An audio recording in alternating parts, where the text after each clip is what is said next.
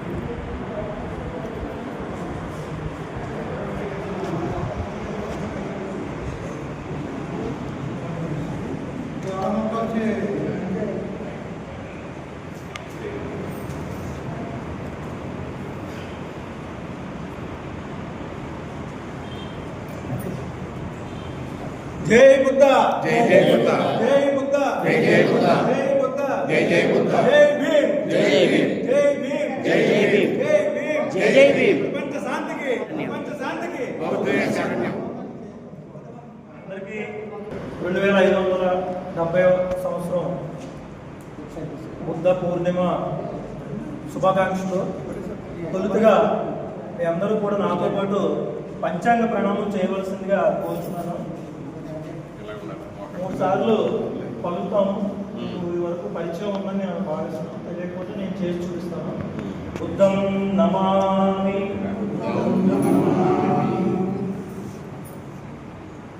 ధమ్మం నమామి, సంఘం నమామి.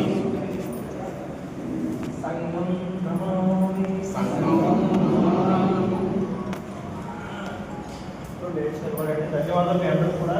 ఇది పంచాంగ ప్రణామం. బోధిసత్వ భీమరావు రామ్జీ అంబేద్కర్ గారు కూడా ఈ పంచాంగ ప్రణామం గురించి ఆయన పలు ప్రసంగాల్లో కూడా పేర్కొనడం జరిగింది. పంచాంగ ప్రణామం ప్రతి బౌద్ధుడు ఉదయం రాత్రి పడుకునే ముందు చేయడం ద్వారా అంటే మన ఇంట వాతావరణం శీల సమాధి ప్రజ్ఞ ఆధ్యాత్మిక వాతావరణం మన ఇంట ఏర్పడుతుందని బాబాసాహెబ్ భావించారు. సో అది ఇది చాలా కీలకమైనది. దీన్ని మీరందరూ కూడా పరిగణలోకి తీసుకొని ఇంట ఒకవేళ మన భార్య చర్చికి వెళ్ళినా గుడికి వెళ్ళినా మనం ఇది ఒక ప్రయత్నం చేయాలి ప్రతిరోజు. అంటే ముందు మనము బౌద్ధునిగా చెప్పుకోవడం కాకుండా ఆచరణలోకి వెళ్తుంటే ఏదైనా సత్ఫలితం రావచ్చు, మనలో రావచ్చు. కనీసం చేయగా నమో తస్స భగవతో అర్హతో సమ్మా సంబుద్ధస్స, నమో తస్స భగవతో అర్హతో సమ్మా సంబుద్ధస్స, నమో తస్స భగవతో అర్హతో సమ్మా సంబుద్ధస్స,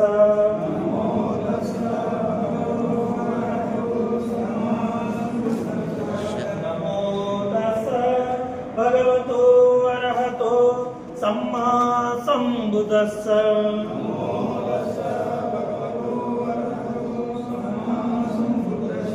బుద్ధం శరణం గచ్ఛామి ధమ్మం శరణం గచ్ఛామి సంఘం శరణం గచ్ఛామి ద్వితీయంపి బుద్ధం శరణం గచ్ఛామి ద్వితీయంపి ధమ్మం శరణం గచ్ఛామి తద్వితీయంపి సంఘం శరణం గచ్ఛామి తృతీయంపి బుద్ధం శరణం గచ్ఛామి తృతీయంపి ధమ్మం శరణం గచ్ఛామి తృతీయంపి సంఘం శరణం గచ్ఛామి పానాతిపాత వేరమణి సికాపదం సమాదియామి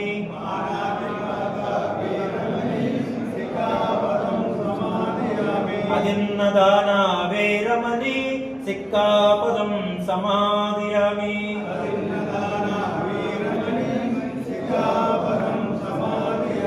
కామేషు మిచ్ఛాచార వేరమణి సిక్కాపదం సమాదియామి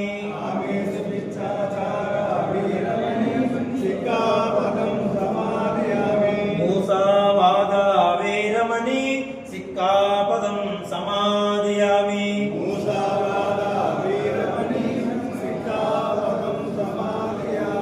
సురామేరయ మద్యపమాదఠాన వేరమణి సిక్కాపదం సమాదియామి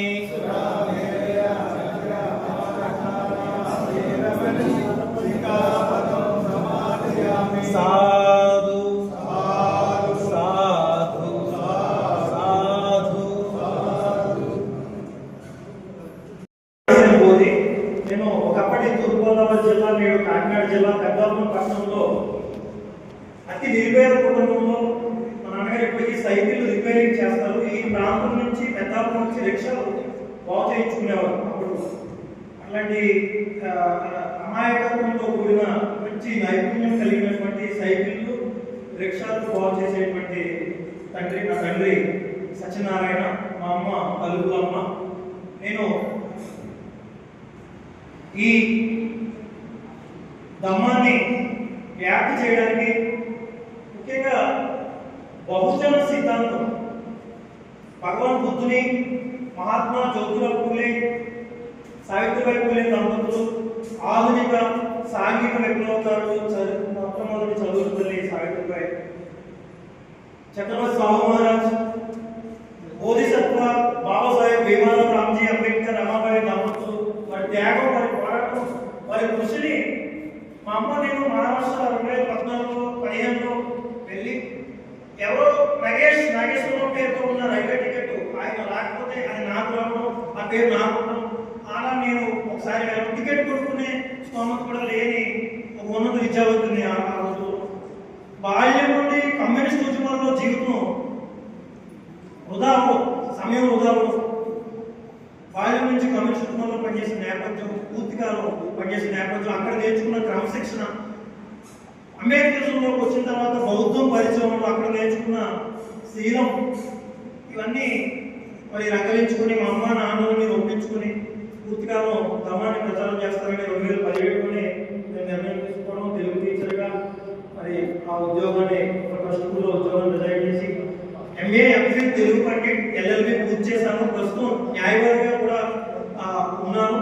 అయితే వృత్తిరీత్యా న్యాయవాదిగా నేను న్యాయవాదిగా అడుగుపెట్టింది బాబాసాహెబ్ అంబేద్కర్ ఒక న్యాయవాది, ఆయన్ని స్ఫూర్తిగా తీసుకొని నేను లా చదవాలి, నేర్చుకోవాలనే ఉద్దేశంతో లా చేయడం జరిగింది. వృత్తి ప్రవృత్తి బహుజన సిద్ధాంతం, ధమ్మ ప్రచారం, ఇది నేను గర్వంగాను సెల్ఫ్ డబ్బా నా గురించి నేను చెప్పుకోవాలను ఉద్దేశంతో కాదు.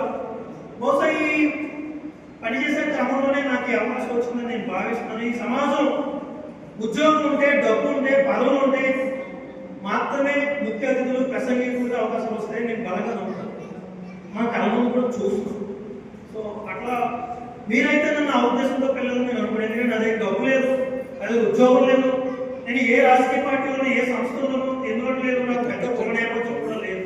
మా తండ్రి గారు తల్లి గారు కూడా నిరుపేదలు, వారికి ఎలాంటి సంస్థల్లో సంఘాల్లో కూడా పరిచయాలు లేవు.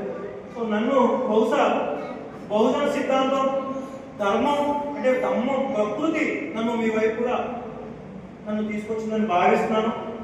ఉక్కు వంటి దృఢ నిశ్చయం మన పనిలో ఎంత అవసరమో, మనస్సులో బుద్ధుని వంటి ప్రశాంతత అంతే అవసరం. విశాఖ అంటేనే ఆధ్యాత్మికతకు నిలయం. అటువంటి ఈ గడ్డపై కఠినమైన లోహాన్ని కరిగించి సంపదను సృష్టించే మీరు తథాగత బుద్ధుని కరుణరసాన్ని మీ మనసులో నింపుకోవడానికి ఇక్కడికి విచ్చేసినందుకు మీ అందరికీ కూడా అభినందనలు తెలియజేస్తున్నాను. మొదటిగా ఏదో కాస్త నా గురించి ఏదో సొంతంగా చెప్పుకునేది ఏదో ప్రయత్నం చేశాను. ఈరోజు వైశాఖ పౌర్ణమి, భగవాన్ బుద్ధుని జననం, జ్ఞానోదయం, మహాపరినిర్వాణం, మహాపరినిర్యాణం అంటాం. ఈరోజే అంటే ఈ వైశాఖ పౌర్ణమి నాడు విశాఖ పౌర్ణమి అంటాం. పాలిలో విశాఖ డే అని తగిలిస్తారు. ESAK విశాఖ, వైశాఖ సంస్కృత ప్రభావం విశాఖ పౌర్ణమి పాలిలో. భద్రకాచార్యుని జననం ఈరోజే. భగవాన్ బుద్ధుడు అవకముందు సిద్ధార్థ గౌతముని భార్య యశోధర జననం ఈ వైశాఖ పౌర్ణమి రోజే. బుద్ధుని రసారథి చంద్రుడి జన్మం ఈ వైశాఖ పౌర్ణమి రోజే. బుద్ధుని ప్రియ శిష్యుడు ఆనందుని జన్మం ఈ వైశాఖ పౌర్ణమి రోజే. ఇంకా సప్తపద ఒక 7 సంఘటనలు కూడా ఇదే వైశాఖ పౌర్ణమి నాడు జరిగాయని చెప్తూ అదంతా ఇప్పుడు చెప్పడం లేదు. కానీ ప్రధానంగా మీ అందరినీ నేను కోరేది ఏమిటంటే, మిమ్మల్ని ఎవరిని తప్పు చేద్దామనో, నేను గొప్పవాడనో, మరొకటి కాదు. కానీ ఒక విషయం అడగాలనుకుంటున్నాను. మీ దగ్గర ఈ పుస్తకం ఉందా? ఎంతమంది చేతులు ఎత్తండి దయచేసి. ఉందా? వీలైతే తప్పకుండా ప్రతి బౌద్ధ సమావేశాలు జరిగేటప్పుడు, బౌద్ధ మీటింగ్ జరిగేటప్పుడు ఈ పుస్తకాన్ని తీసుకురండి అని నా చిన్న సూచన. మీకు నచ్చితే పాటించండి. ఇది ఒక మంచి పుస్తకం.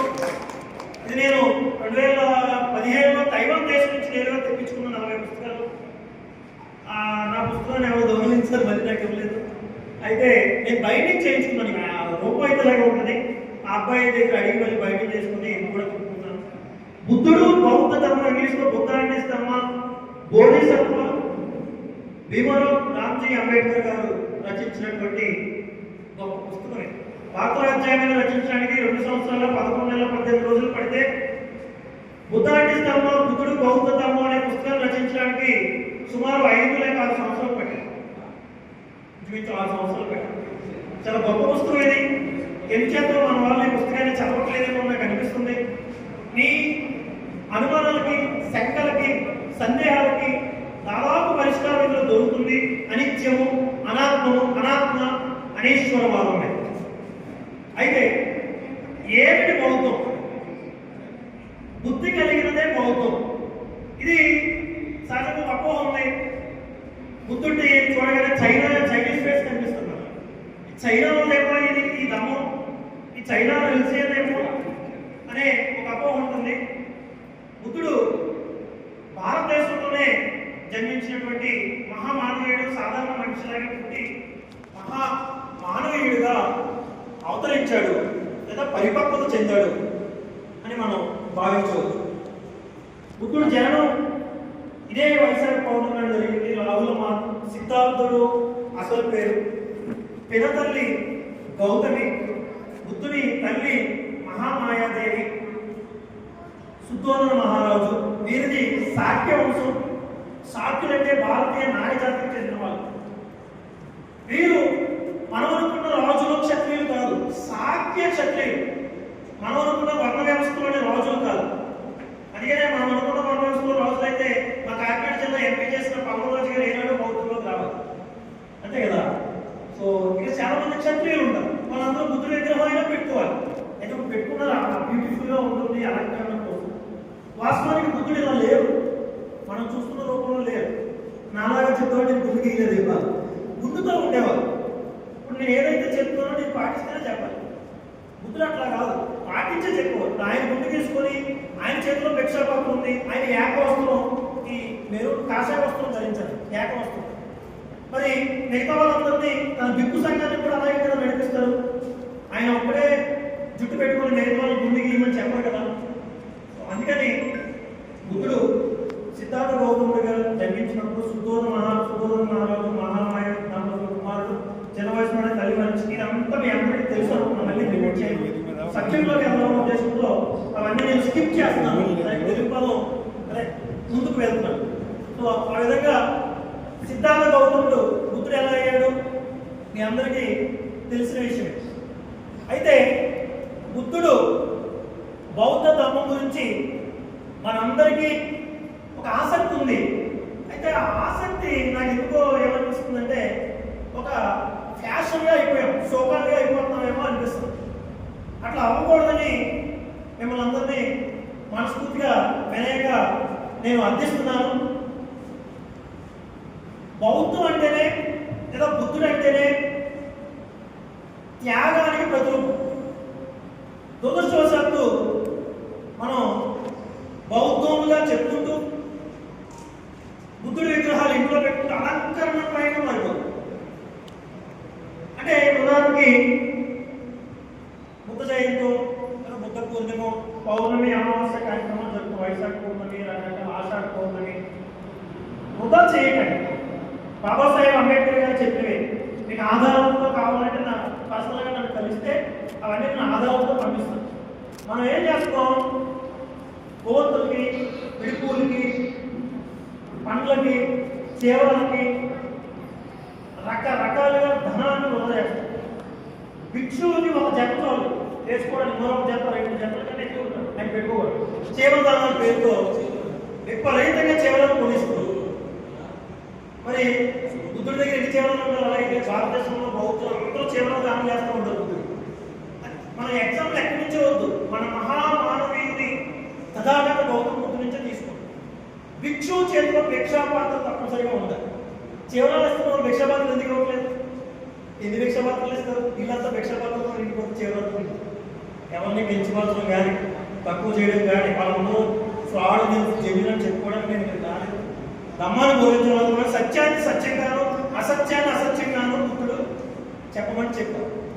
సత్యం చెబుతుంటే దుష్ప్రచారాలు, తిప్పడాలు, మా కులం కాదు, ఆయన భిక్షువే కాదు, ఎస్ ఐఎమ్ నాట్ బాంగ్, భిక్షువే కాదు. అయితే ఈ ఒక లొంగి ఎవరో పేద నేతగారు వేసి ఇచ్చారు, ఒక పైన టవల్ వేసుకునే స్వేచ్ఛ కూడా భారతదేశంలో నాకు లేదా? వస్త్రాలు వేసుకునే స్వేచ్ఛ లేదా? ఇది అర్థం చేసుకోండి. ఆవేదనతో మాట్లాడుతున్న మాటలు 2017 నుంచి వెంటాడి వేధించి హింసించి ఎంత ఇబ్బందులు పెట్టారో నన్ను, అది నాకు మాత్రమే తెలుసు. కానీ ఎవరి మీద నాకు ద్వేషం లేదు, నవ్వుకుంటానంటే. ఎందుకు చెప్తున్నానంటే బుద్ధుడు ఖాళీ నడకన నడిచి ప్రజల్లోకి వెళ్ళి ఒక పూట భోజనం తిని ప్రతిరోజు తప్పం బోధించాడు. వర్షావాసంలో విహారాల్లో కూర్చొని బోధించాడు. వర్షావాసంలో ప్రజల్లోకి వెళ్ళాడు. వర్షాకాలం వచ్చే రోజు 3 నెలలు 4 నెలలు 6 నెలలు అవుతుంది. అట్లా ఎవరు చేయాలి? బౌద్ధ భిక్షులు చేయాలి. అందుకే బోధిసత్వ అంబేద్కర్ ఏమంటారంటే బౌద్ధ దేశాల్లో ధర్మానికి ఏదైనా హాని కానీ ప్రమాదం జరుగుతుందంటే బౌద్ధ భిక్షుల వల్లే జరుగుతుంది అని బోధిసత్వ అంబేద్కర్ చాలా స్పష్టంగా రాశారు, చెప్పారు. మరొక మాట కూడా చెప్పారు. భిక్షువు విహారంలో కూర్చొని కాలక్షేపానికి సంగీతం వింటూ 3 పూటలా తింటూ 30 ఏళ్ళ తింటూ కాలక్షేపం చేసేలా అయిపోయింది. భారతదేశంలో ఉన్న ప్రపంచ దేశాలను భిక్షు సంఘాన్ని సంస్కరించాలన్నారు బాబాసాహెబ్ అంబేద్కర్. బాబాసాహెబ్ అంబేద్కర్ ఆలోచన ప్రచారం చేయాలని అంటున్నాం.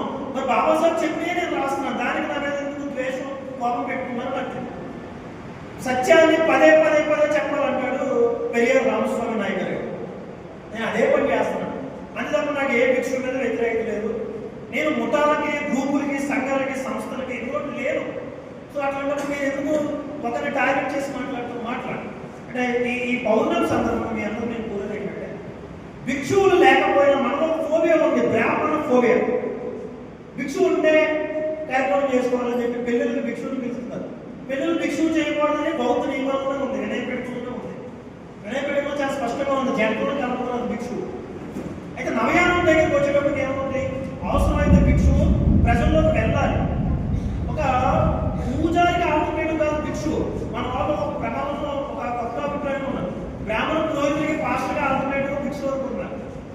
అట్లా అనుకోకండి.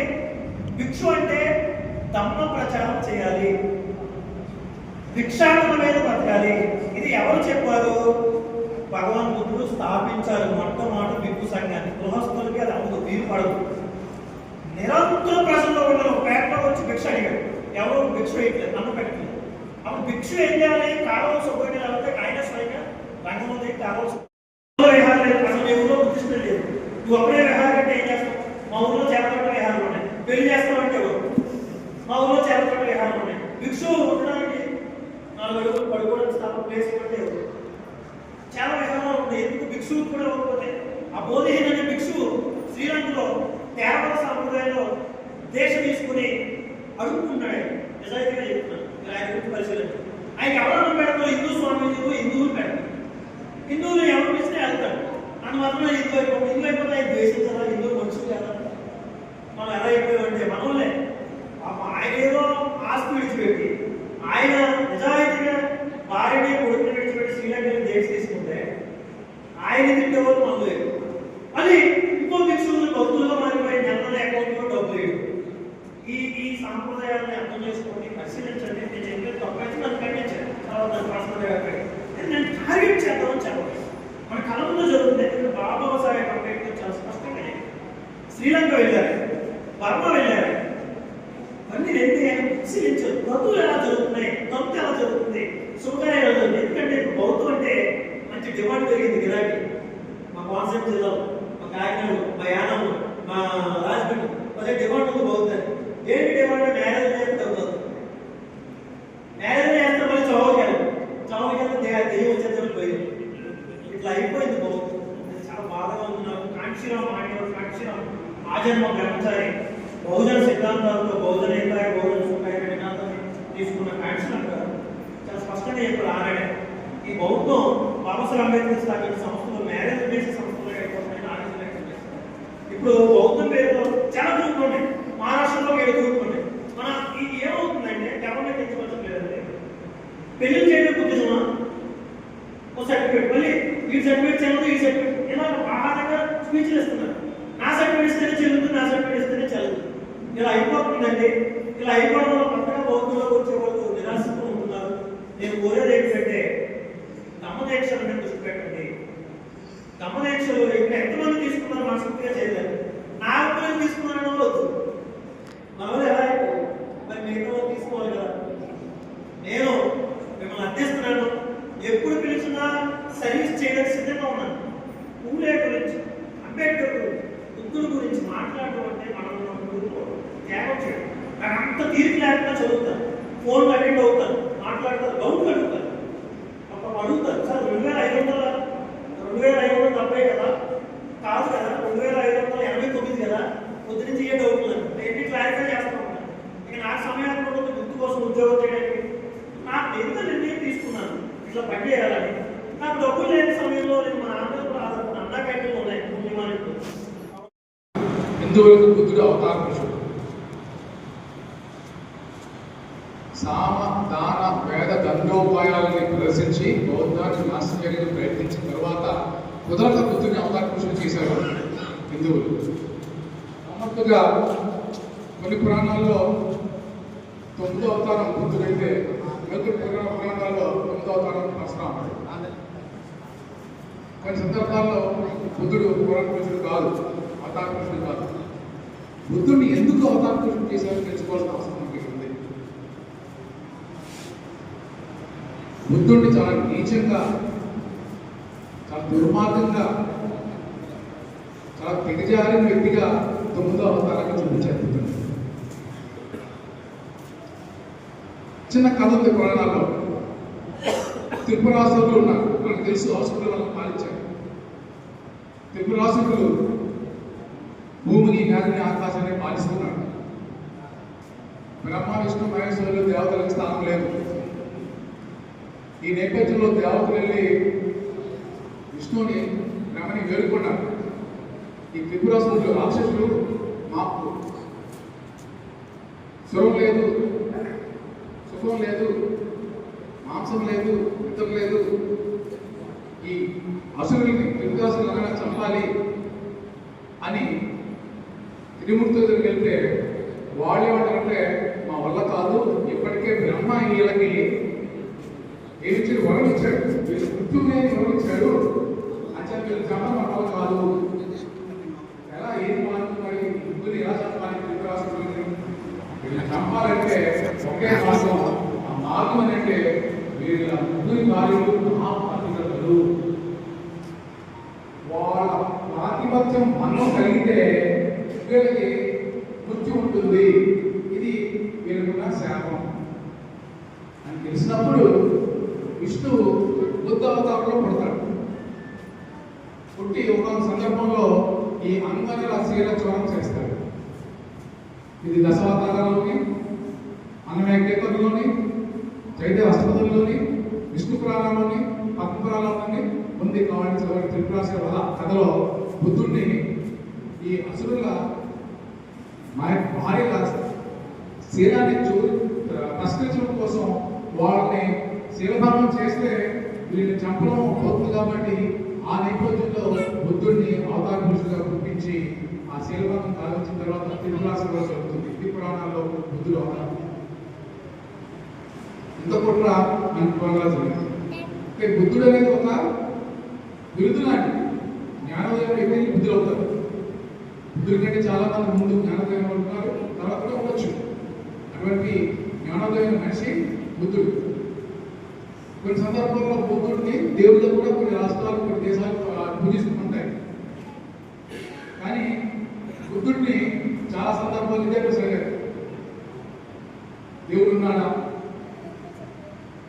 స్వర్గం ఉందా, నరకం ఉందా, పుణ్యం ఉందా, పాపం ఉందా, దెయ్యం ఉందా, ఆత్మ శాశ్వతమా అశాశ్వతమా, ఆత్మ మనిషి ఒకటేనా, పరమాత్మ జీవాత్మ ఒకటేనా కాదా, ఇలాంటి ప్రశ్నలు చాలా ప్రశ్నలు బుద్ధుడిని చాలా సందర్భాలు అడుగుతూ వచ్చారు. వాటి దేనికి బుద్ధుడు సమాధానం చెప్పలేదు. దానిని నోబుల్ సైలెన్స్ అంటారు. ఒక రకమైన నిశ్శబ్దం.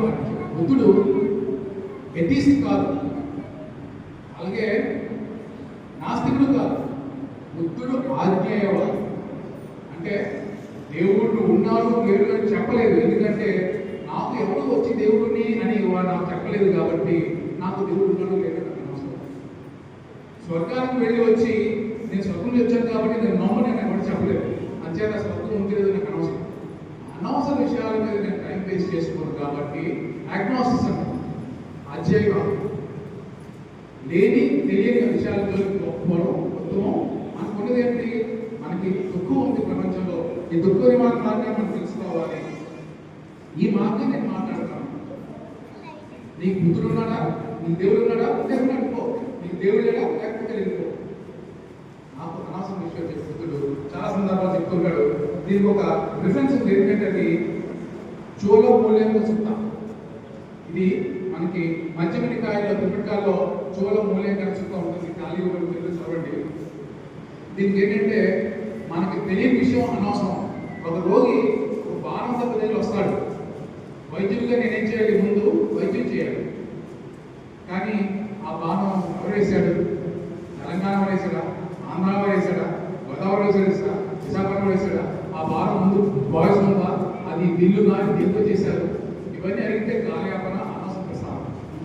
మనకు కావాల్సింది వైద్యం చేయాలి, బౌద్ధులు కావాలి. అలా ఈ చూడలేని చోతుల్లో ఏది అవసరం అదే మాట్లాడమంటాడు. ఈ నేపథ్యంలో బౌద్ధం మతమా కాదా అనే సందర్భం మనకు చాలా మందికి వచ్చేది.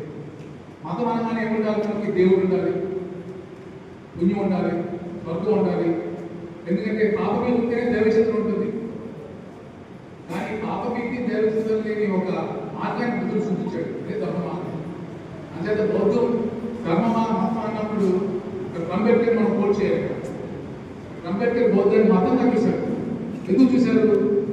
హిందూ మతాన్ని ప్రత్యామ్నాయం కాక సంస్కృత విప్లవంగా మతాన్ని చూశారు. బౌద్ధంలో చూస్తే ఏమన్నారు?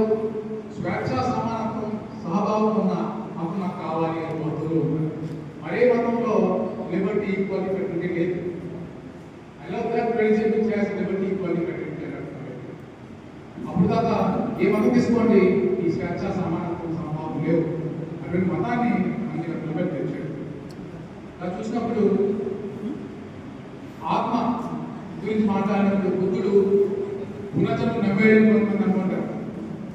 బౌద్ధంలో చాలా సందర్భాల్లో పునర్జన్మ ఉంది. బుద్ధుడు మళ్ళీ పుట్టాడు, అదిగో నిర్మాణం అంటే పునర్జన్మ, మళ్ళీ మళ్ళీ పుడతానే సంసారం ఉంది, 12 లక్షణాలు ఉన్నాయి, కార్యకారణ సంబంధం ఉంది, బౌద్ధంలో పునర్జన్మ ఉందని వాదించే వాళ్ళు ఉన్నారు. పునర్జన్మ అనేది మౌలికంగా ఎక్కడ మనకు కనబడుతుందంటే ఆత్మవాదం ఉంటేనే పునర్జన్మ ఉంది. నేను చనిపోయిన తర్వాత నా ఆత్మ మన కేశంలోకి వెళ్తే అది పునర్జన్మ, కేశం పోయిన తర్వాత ఆత్మ రఘుకుమార్కి అది పునర్జన్మ. ఇద్దరు ఆత్మ లేదంటే పునర్జన్మ ఎక్కడుందండి? బౌద్ధంలో పునర్జన్మ లేదు, పునర్భవం ఉంది, మళ్ళీ మళ్ళీ పుడుతూ ఉంటాయి కోరికలు, మనసు పుడుతూనే ఉంటుంది, చూస్తూనే ఉంటుంది. ఇది పునర్భవం అంటారు బౌద్ధంలో. అలా చెప్పినప్పుడు పూజలకు వచ్చేప్పటికి బుద్ధుడిని మనం పూజ చేస్తూ ఉంటాం, భుజన పంచలు చెప్తాం, మహామండలం చెప్తూ ఉంటాం. పూజలు ఎందుకు చేస్తాం బౌద్ధంలో? బుద్ధుడు పూజ చేయమని చెప్పాడా, మనం ఏం చేస్తున్నాం? చిన్న మనకి కూడా ఉంది. బుద్ధుడు పూజలు, ఆరాధనలు, యజ్ఞాలు, కర్మకాండలు అవసరం లేదని చాలా స్పష్టంగా తత్వబద్ధంగా చెప్పాడు. పూలు పెట్టడం, దీపాలు వెలిగించడం, దేవతల్ని ప్రార్థించడం ఇవి చేయడం వల్ల ఉపయోగం లేదు. ఇప్పుడు పూజ అంటే ఏంటో బుద్ధుడు ధమ్మపదలో చెప్పాడు, ఒక సూత్రం కూడా చెప్పాడు. ధమ్మపదం ఏముంటుందంటే పూజ గురించి ఏది నిజమైన ఆరాధనో మనకి ధమ్మపద చెప్తుంది. అలాగే మహాపరిమాణ సూత్రంలో కూడా ఏది పూజ బుద్ధుడు చెప్పాడు. దేని పూజ అని పిలుస్తాం? ధర్మాన్ని అనుసరిస్తూ శీలం అంటే మంచి ప్రవర్తన, సమాధి అంటే ధ్యానం, ప్రజ్ఞ కలిగి ఉంటే ఇదే పూజ. అది అన్నప్పుడు నన్ను మూలతో పూజించడం కన్నా ధర్మాన్ని ఆచరించడం గొప్ప అనే ధర్మపదం మనకు ఒక పుష్పవద్యలో ఉంది. పుష్పవద్యలో 106వ శ్లోకం, నన్ను మూలతో పూజించడం కన్నా ధర్మంతో నువ్వు ఆచరించు. మాసే మాసే సహస్రేణ ఏయో చేత సతత్మం ఏకంచ భావితత్వాన మహోత్తమాపి పూజాయే సాయేవ పూజానశయం పెంచం ప్రసిద్ధం. అంటే 100 సంవత్సరాలు ప్రతి నెల వేల యజ్ఞాలు చేసిన వ్యక్తిని గౌరవించడం కంటే ఒక క్షణం ధ్యానంతో అభివృద్ధి పొందిన వ్యక్తిని ఆరాధించడం వేరు. ఇది దంపతులున్న మార్గం. అలాగనప్పుడు మరి మనం కూడా పూలు వేస్తాం కదా, అగరబత్తి వెలిగిస్తాం కదా, పువ్వు వెలిగిస్తాం కదా, ఎవరు రావాలి కదా, మనకి రావాలి కదా. దీనికి మనం చెప్పే ఎక్స్ప్లెనేషన్ ఏంటంటే పువ్వులు మనం బుద్ధునికి గౌరవంతో మనకి మనం సమర్పించుకుంటున్నాం. బుద్ధులు అంటే మనం అక్కడ మనం బుద్ధిని మనం గౌరవించుకున్నాం పూలతో. అలాగే పూలు అనేవి ఈ రోజు వికసిస్తాయి, రేపు వాడిపోతాయి. పూలు అనిత్యానికి కారణం, అది బౌద్ధతత్వం. అలా అన్నప్పుడు కల్టివేషన్ ఆఫ్ మైండ్ అని ఏదైతే అంబేద్కర్ అంటాడో, ఈ కల్టివేషన్ ఆఫ్ మైండ్ కోసం మనం ఎప్పటికప్పుడు అనిత్యాభావంలో ఉండాలి. అనిత్యాభావం ఉంటేనే మనకి మన యొక్క ఎగ్జిస్టెన్స్ అర్థమవుతుంది.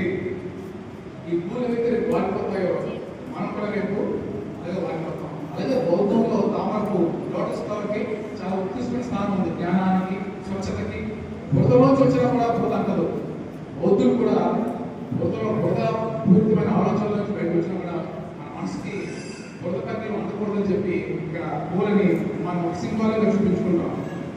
అలాగే పూలు వచ్చే పరిమళంలో సువాసన బౌద్ధ పరిమళం చుట్టుపక్కల ఈ రోజు ఇదంతా బౌద్ధ పరిమళం వ్యాపించింది. అలా పూలని మనం బుద్ధికి అంటే మన బుద్ధిని పెంపొందించు కోసం మనం సమర్పించుకుంటాం. అలాగే రెండవ కొవ్వొత్తులు వెలిగిస్తూ ఉంటాం. ఎందుకు వెలిగిస్తాం? వెలుగు జ్ఞానానికి ప్రతీక, చీకటి అజ్ఞానానికి ప్రతీక, మనందరికీ తెలుసు. అలాంటప్పుడు బుద్ధుడు ఒక సందర్భంలో 4 మనుషులు గురించి చెప్తారు, 4 రకాల గురించి చెప్తారు. ఒక రకం ఎవరంటే ఒక రకం వ్యక్తులు చీకటి నుంచి వెలుగులోకి వస్తారు, ఒక రకం వ్యక్తులు చీకటి నుంచి వెలుగులోకి పెడతారు, ఒక రకం వ్యక్తులు వెలుగులోంచి చీకటిలో పెడతారు. ఇప్పుడు మనం చూస్తాం ఆర్ఎస్ఎస్ భక్తులు, అంధభక్తులు వెలుగులోంచి చీకటిలో పెడతారు. కొంతమంది మనుషులు వెలుగులోకి వెళ్తారు, వీళ్ళు నిజమైన భక్తులు. ఈ రకంగా మనం బుద్ధుడు చెప్పిన అర్థదీపోభవ అంటే మీకు మీరు జ్ఞానజ్యోతి కావండి. అందుకే మనల్ని మనం జ్యోతి వెలిగించుకున్నాం, మన జ్ఞానాన్ని వెలిగించుకుంటున్నాం, 10 మందికి వెలిగిస్తున్నాం. అందుకే కొవ్వొత్తిని మనం వెలిగిస్తున్నాం. ఈ కొవ్వొత్తులు కూడా అనిత్యానికి ప్రతీకగా మనం చూడొచ్చు.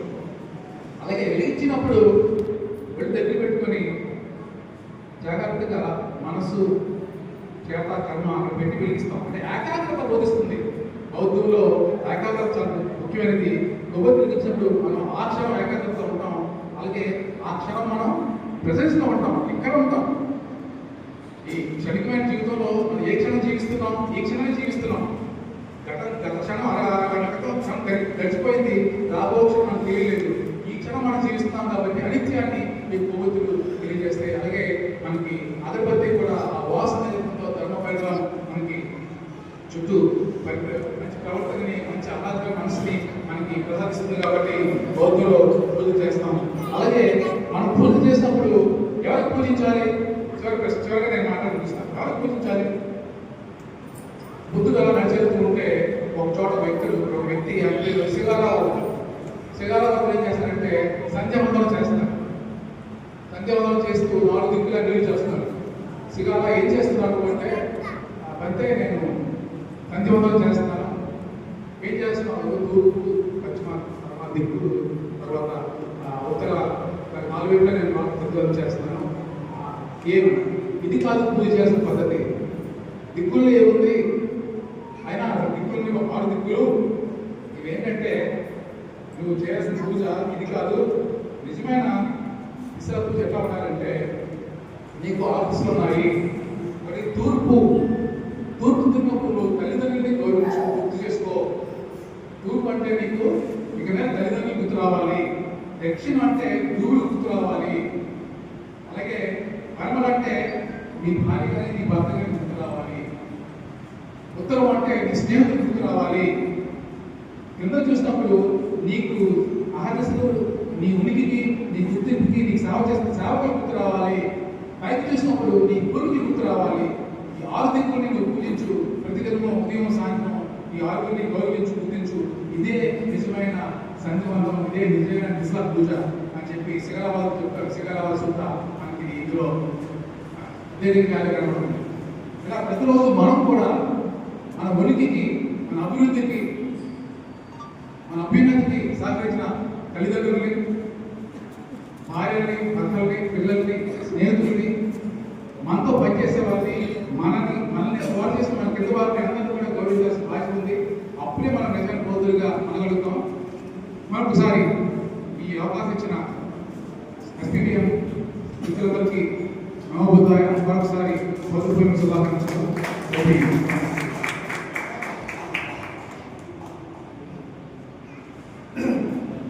థ్యాంక్ యూ డాక్టర్ మాధవ్ గారు. అయితే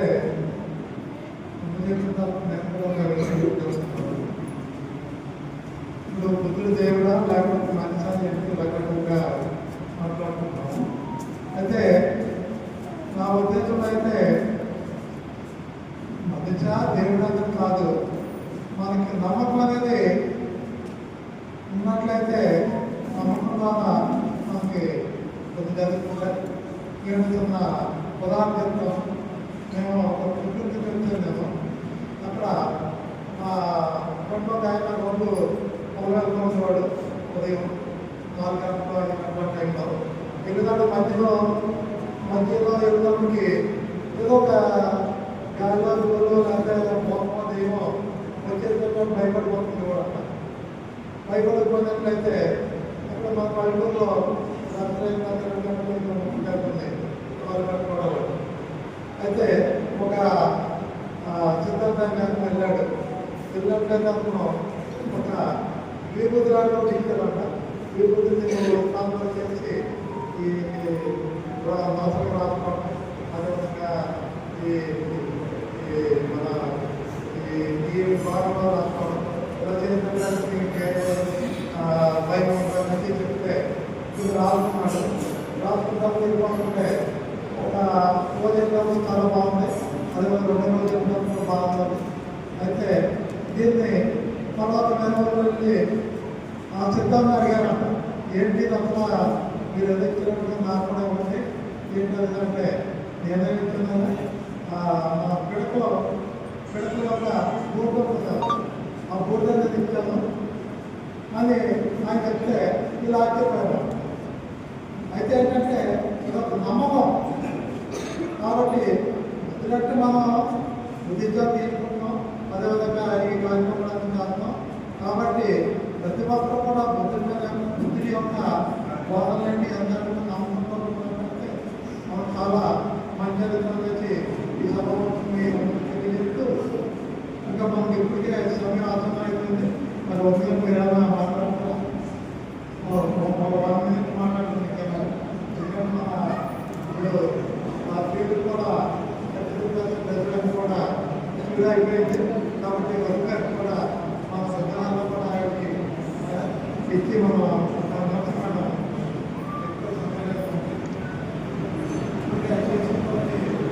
సమావేశంలో శ్రీ బండి సత్యనారాయణ గారికి, వేదిక మీద ఉన్నటువంటి పెద్దలు మాదేశీ గారికి, ఇతర పెద్దలకు సమయాన్ని సమర్పించారు.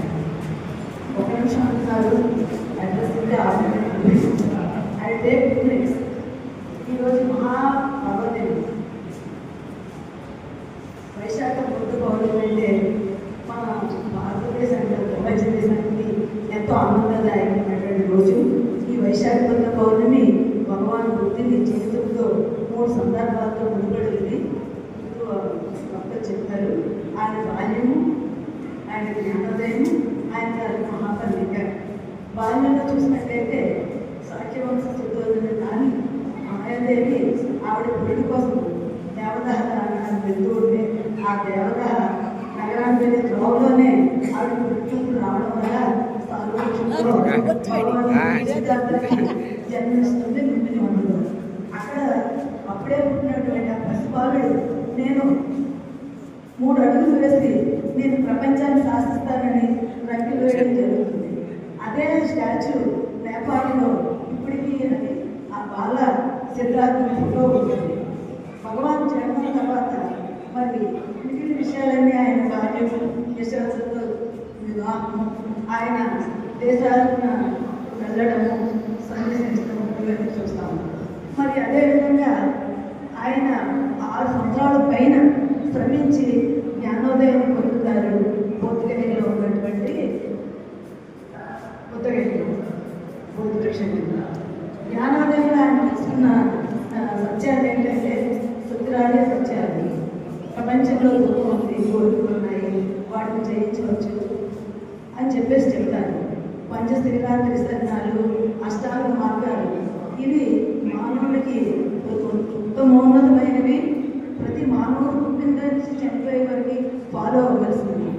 ఈ చతురార సత్యాలు ఇవి ఫాలో అయితే ప్రపంచ శాంతి జరుగుతుంది. మరి ఈరోజు చూసినట్లయితే ప్రపంచ దేశాల్లో పశ్చిమ ఆసియా దేశాలు ప్రపంచాలతో రగిలిపోతున్నాయి. ఎక్కడ చూసినా మానవమాలు, యుద్ధ పరీక్ష. ఇప్పుడు వాటి ట్రంప్ గారు అయితేనేమి, ఇటు ఇరాన్ అయితేనేమి, అటు ఇజ్రాయెల్ అయితేనేమి, ఓన్లీ ఈగోయిస్టిక్ మెంటాలిటీతో, రాజ్యకాంక్షతో ప్రపంచాన్ని అద్వాగతం చేస్తున్నారు. ఒకనొక నాడు కళింగ దేశాధీశుడు సామ్రాజ్య అశోకుడు చంద్రాక్షుడిగా ఉన్నప్పుడు కళింగ కారవేణిని జయించడానికి మహాయుద్ధం చేస్తారు. ఆ యుద్ధం అయిపోయిన తర్వాత నా జయం ఎంతవరకు ఉందో చూద్దాం. వీధిలోకి వచ్చిన ఆయనకి శవాల గుట్టలు, రక్తపు టేర్లు చూసి దీని గురించి నేను ఎంత యుద్ధం చేస్తాను అని పరితాపం పొంది చంద్రాశుడు దంబాశుడయ్యి బౌద్ధాన్ని పునర్నిర్మించి ఆయన భారతదేశంలోనే కాదు ప్రపంచం నలుమూల తన బిడ్డలు పంపించి ఈ భారతావనిలో పుట్టినటువంటి బౌద్ధాన్ని ప్రపంచమయం చేశారు. మరి ఇదే జ్ఞానం ఈరోజు అగ్ర రాజ్యాధినేతలకి ఉన్నట్లయితే ఆనాడు అశోకుడు చక్రవర్తి తీసుకున్న నిర్ణయాన్ని తీసుకున్నట్లయితే ప్రపంచ శాంతికి బౌద్ధ సిద్ధాంతాలు పనికొస్తాయని ఆలోచించినట్లయితే ఇవాళ ప్రపంచ శాంతి జరుగుతుంది. నాకు ఈ అవకాశం ఇచ్చిన ఆర్గనైజర్స్కి ధన్యవాదాలు తెలుపుకుంటూ నాకు ఈ బుద్ధిజం గురించి ఏంటి అనేది ఆలోచిస్తే ఎప్పుడో దగ్గరగా ఒక 30 సంవత్సరాలు and he attended the Mahavadi Parama on the same Vaishak Purnima day. Ladies and gentlemen, as you all know,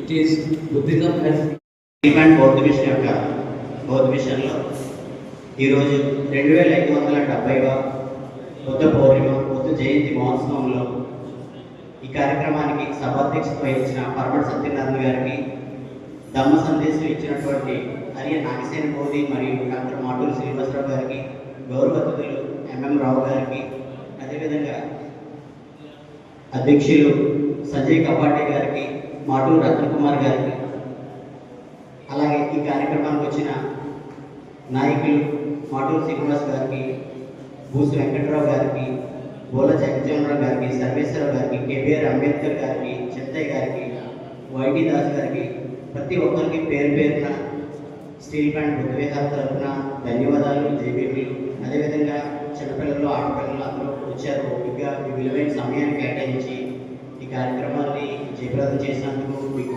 ధన్యవాదాలు తెలియజేసుకుంటూ, ఈ కార్యక్రమంలో అన్నగారు చెప్పినట్టు మనకి షామియాన్ అంతా సప్లై చేసిన సి భవన్కి కానీ, ఫుడ్ని రీజనబుల్ రేట్కి అందించిన గీతా రెస్టారెంట్కి అందరికీ కూడా, అలాగే గీతాలు ఆలపించిన గాయకులకి అందరికీ ప్రత్యేక దైవీకులు ధన్యవాదాలు. ఇంతటితో ఈ కార్యక్రమం ముగుస్తుంది. జై భీమ్, నమో బుద్ధాయ.